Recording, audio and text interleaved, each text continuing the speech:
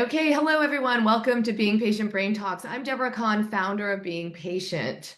Today we're going to talk about something called anosognosia. And with us is Dr. Catherine Madison. Catherine's story is great. She is a neurologist who is really focused today on a holistic approach to care and really understanding the best practice for dementia care. So, Catherine, thanks so much for joining us. Thank you, Deborah. And you did very well with that new word. Yes, we had to practice before. So let's start with that. What exactly is anosognosia? In fact, I was saying earlier, I made my team change the headline because I was like, probably most people aren't familiar with that term. So it's a term that's actually about 100 years old, but it refers to a condition where an individual cannot cannot understand or cannot have the knowledge that they have a brain illness. They are incapable of that knowledge because of damage that has been done to the brain. So it's a medical condition.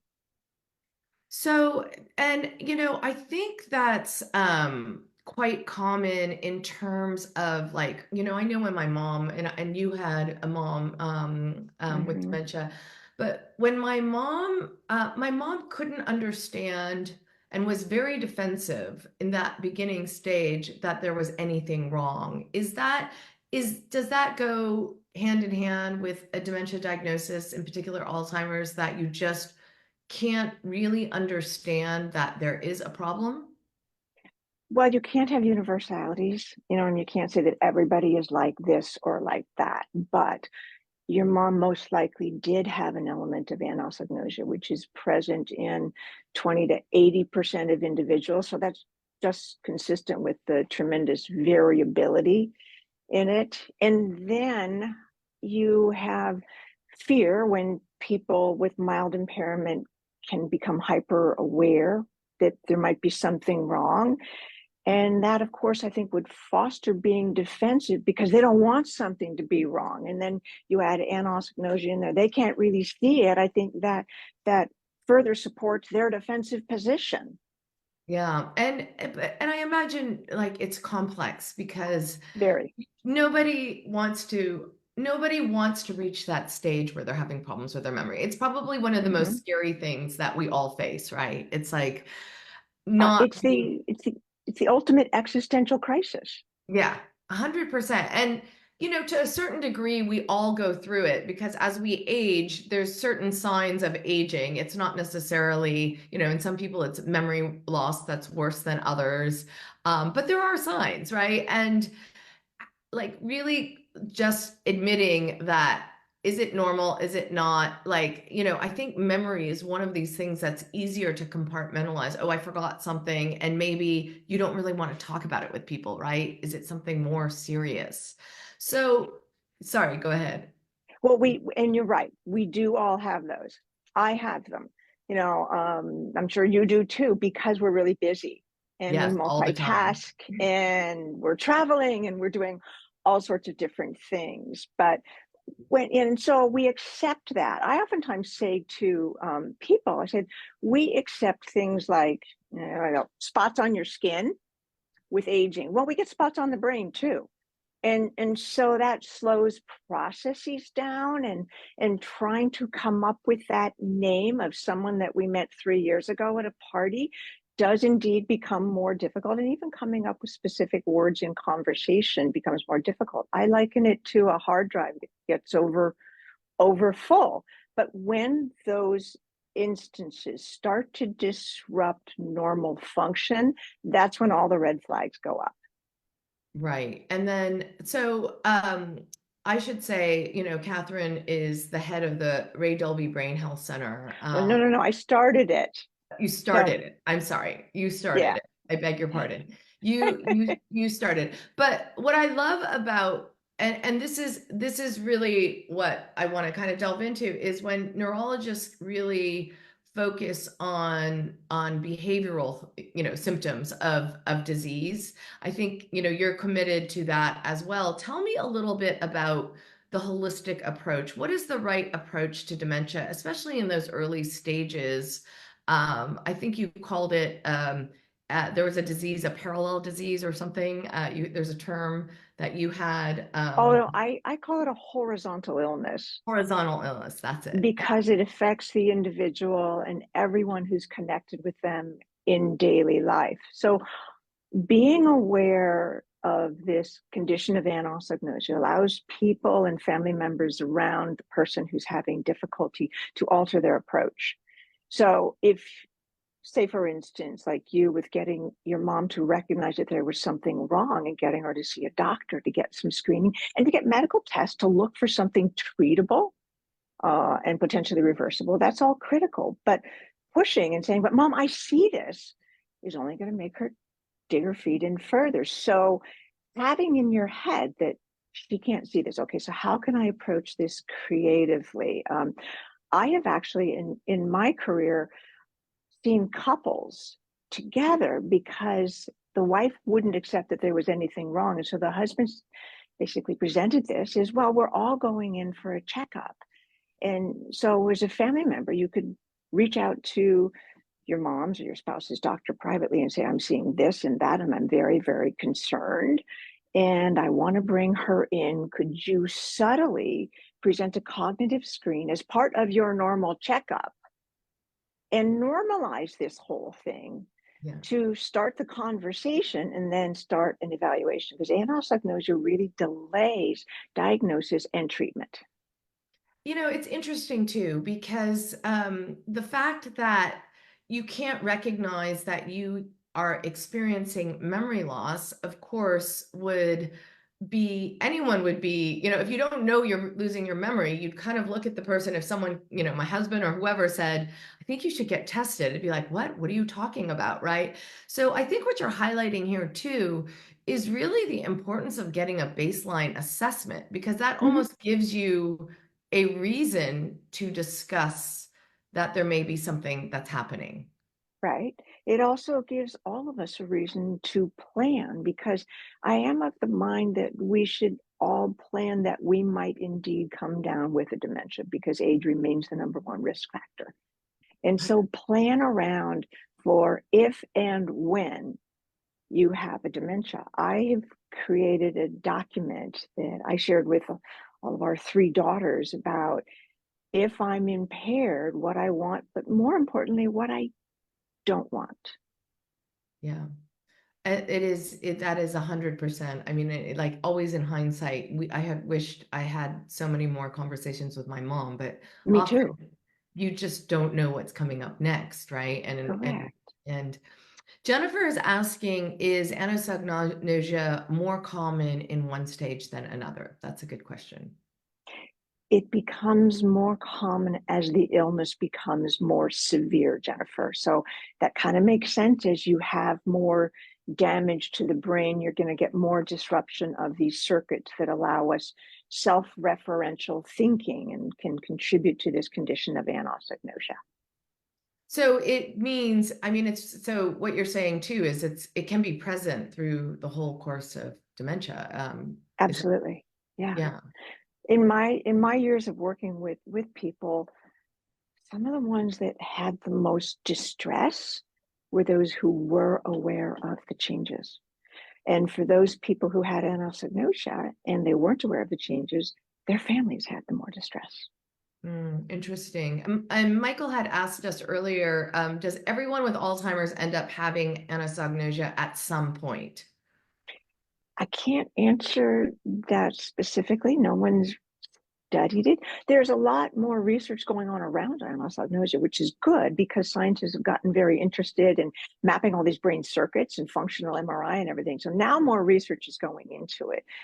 But the more we understand it, the better we can work out care arrangements that are good for both parties.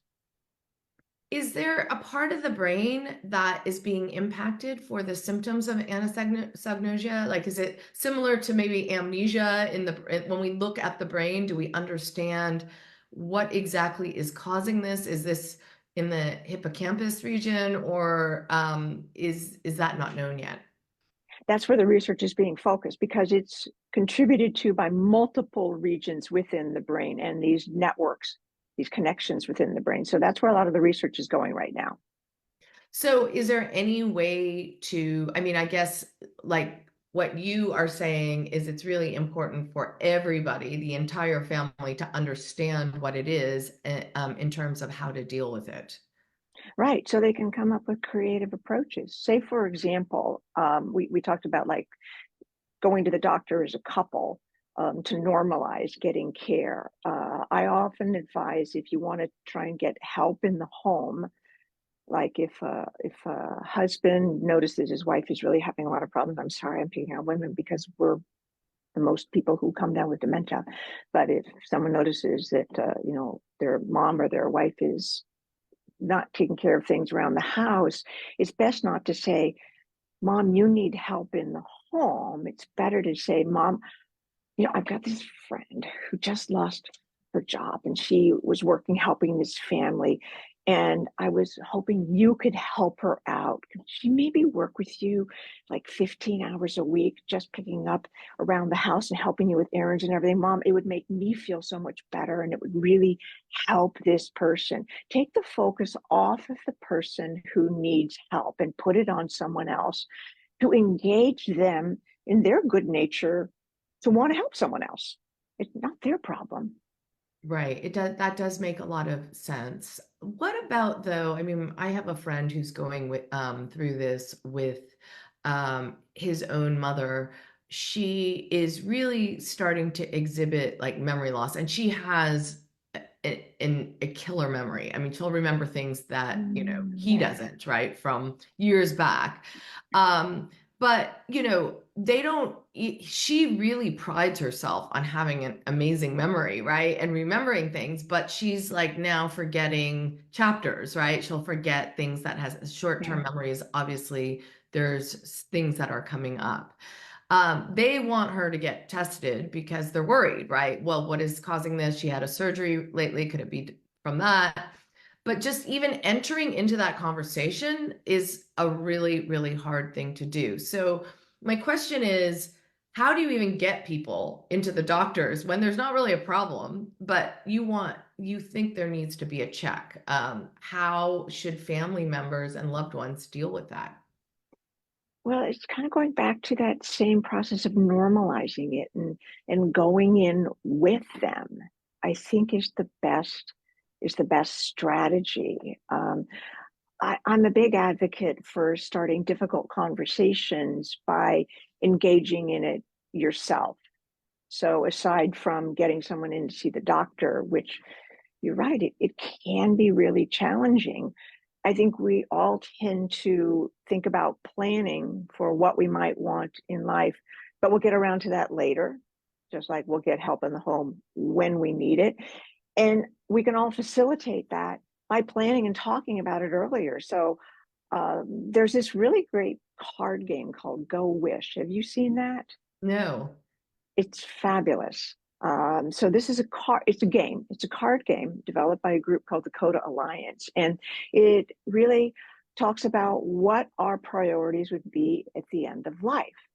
And so you play this as a group, as a game, and the cards, you sort the cards into different priorities. What's most important to you at the end of life, what's middle of the road, and what's a discard.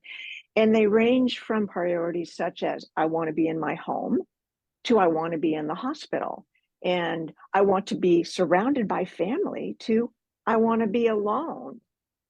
And so it's a fabulous way to start a conversation. I'm Thank you sharing very right much. now. There you Yeah. go. It's a fabulous way to start a conversation about what is important to you at the end of life.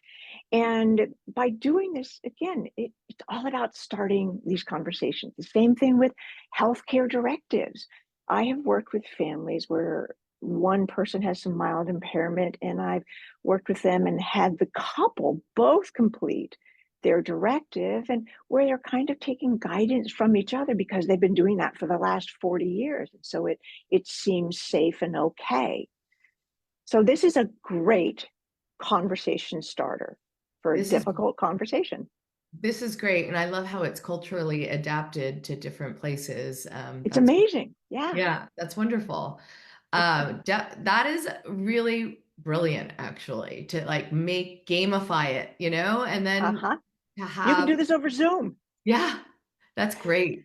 I think a lot about that time. I mean, anyone who's kind of lived with dementia, with a loved one with dementia, with my mom, I remember asking my mom, if she wanted me to treat her like everything was okay and reassure her, or be truthful about how much she was losing her memory. And her answer was, and that's the only time I had a discussion with her about her memory loss and the future. And her answer was, I just don't want to be a burden to anyone. So make any decision you need to be. But, in hindsight, I wish I had really pursued that conversation. I kind of shut it down after she told me that, because she was kind of opening the door to have that conversation. And I didn't pursue it because I didn't want to worry her. I didn't want to, it's a hard thing to talk about, to It embarrass. also scared you. Yeah, 100%. 100%. Right. It's scary. It's scary for all of us. But that whole concept of I don't want to be a burden is pretty common. I've heard that from many, many people over the years. And so, what does that mean? That's open to interpretation. So, you can define it really, really meticulously, or you can give some general guidelines around it. What I have said to my family is if I ever am diagnosed with a dementia, or I reach a point in my life where I'm no longer able to make my own decisions, take care of myself, and live independently, I don't want any diagnosis and any diagnostic tests or treatment that would prolong my living or my dying. Because if I'm not in control of my life, I don't consider that living. And so that means if I come down with an illness, be it a pneumonia or a severe urinary tract infection, I want pain medications because I look at that as the potential to make an exit. And by saying I don't want to be a burden and putting guidelines like that around it, specifically saying I don't want diagnostic tests and treatments that prolong my living or my dying, my kids, I think, understand in general terms what I want. Yeah, yeah, and those specifics are so important. Like Leanne has commented, she said it's impossible to get my dad to make future plans in terms of Mhm. care because he has anosognosia, right? And so Right. what you're highlighting is the importance of having a conversation before, right? Before any of this Yeah. appears. Yeah. Yeah. Because if you don't have a conversation, you're left with trying to extrapolate from the brief conversations you may have had with your loved one in the past. I love the idea of the game. I think it's great because it's lighthearted, but you can address really important issues. Yeah. And it kind of leads to the next conversation, so to speak. Hmm. Yeah, So, it does. Catherine, if you don't mind me asking, like I know, you lost a mom to dementia. What did you learn from your own personal experience? Number one, I learned that it's extremely painful. I was 20 degrees younger at the time. I had three small children. I was working, and my father basically had a breakdown. We couldn't have my mom placed until I was the designated power of attorney. No one would accept my mother because my father had just gone on a break. And so for me, I really learned how hard this is. And I can, therefore, I think, relate very well to what families are facing and kind of get in the trenches with them to try and problem solve. Um, it also really allowed me to connect very well with Dagmar Dolby, when she faced this diagnosis with her husband, Ray, the amazing entrepreneur and sound engineer. And that's what led us to start the Ray Dolby Brain Health Center to try and treat the patient and the family.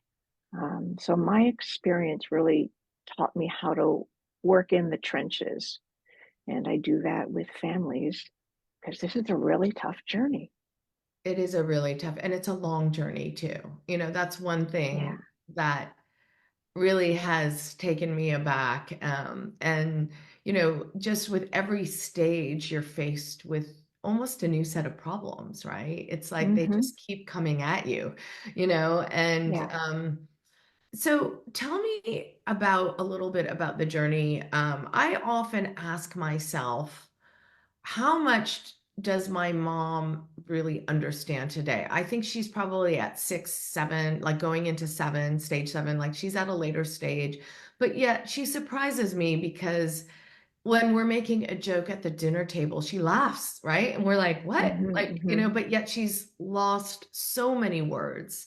So when you're talking to families, I'm very cognizant of trying very hard not to make my mom feel like she's different in any way, but I can see the frustration at the table when the conversation's going too fast, right? And she doesn't have the words.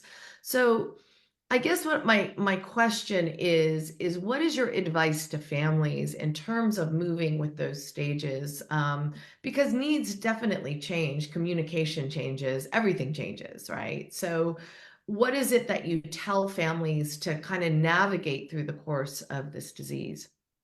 I'm afraid it changes with every stage, Deborah. So the advice has got to change with every stage. But staying grounded in anosognosia, creating different realities is useful. And keep in mind that your loved one is in a different reality because of the illness that has affected their brain. Try to stay grounded in your reality, but find a common meeting place for the goal that's good for both of you in their reality. And I talk with people about not just the quality of life. We do absolutely want to optimize quality of life, but in the very later stages of dementia, the scope of life gets smaller as well. And so I think we need to think about that as we make decisions around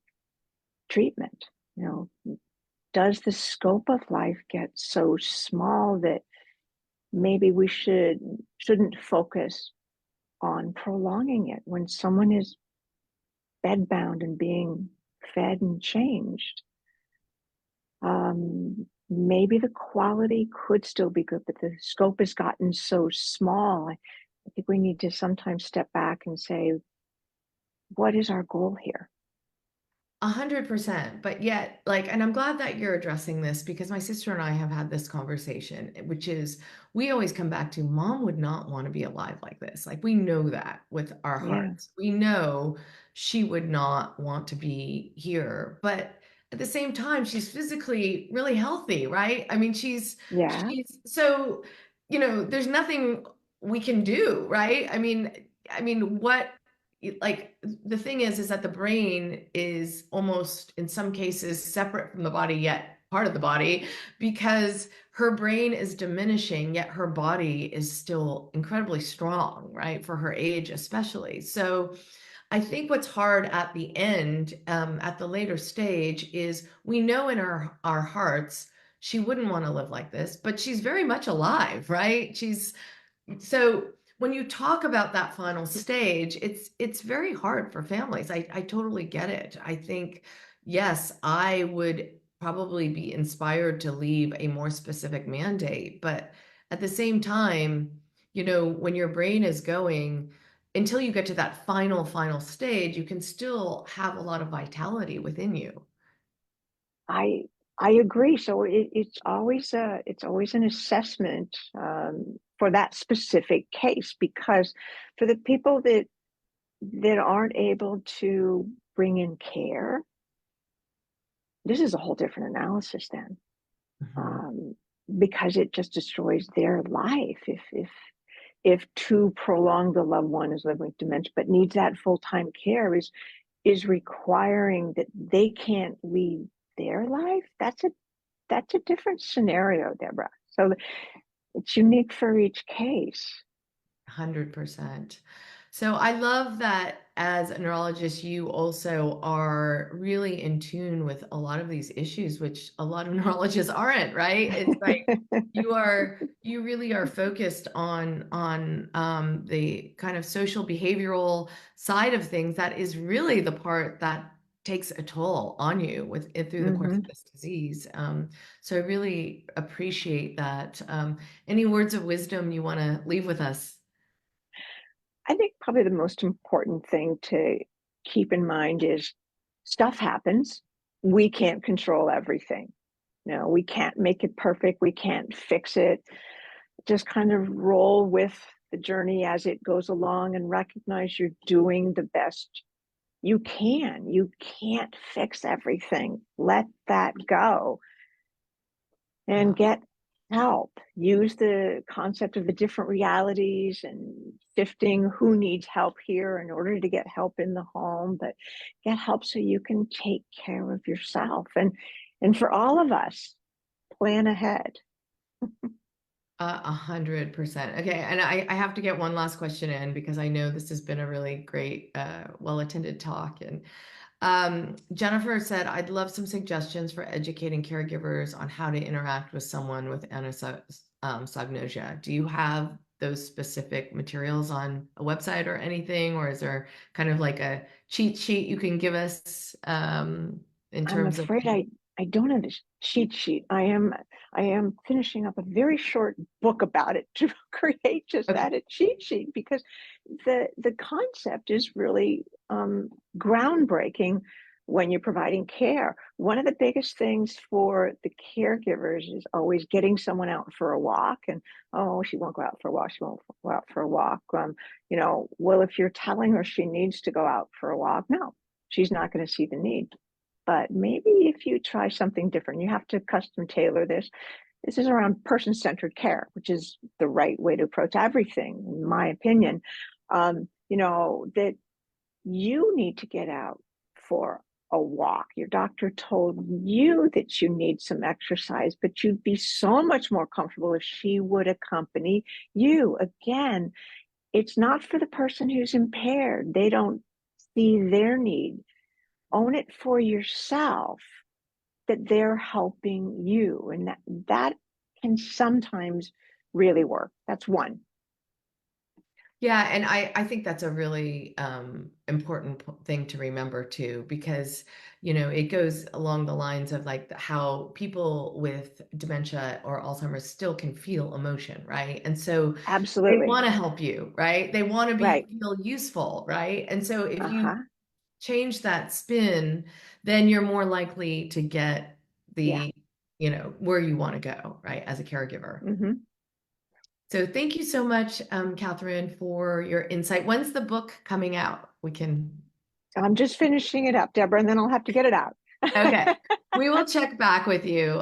Thanks for really just highlighting this topic. I think it's an important one and of interest. And I'm glad that I especially learned a new vocabulary word, even though it's been around for 100 years.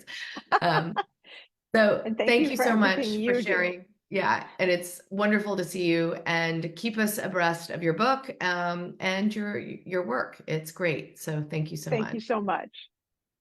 If any of you missed any of this interview, don't forget we post it on beingpatient.com. Sign up for our newsletter. That's where you're going to see a lot of these talks. We do them weekly. What's coming up next? So don't forget to sign up for our newsletter. Thanks everyone for watching, and we'll see you next time.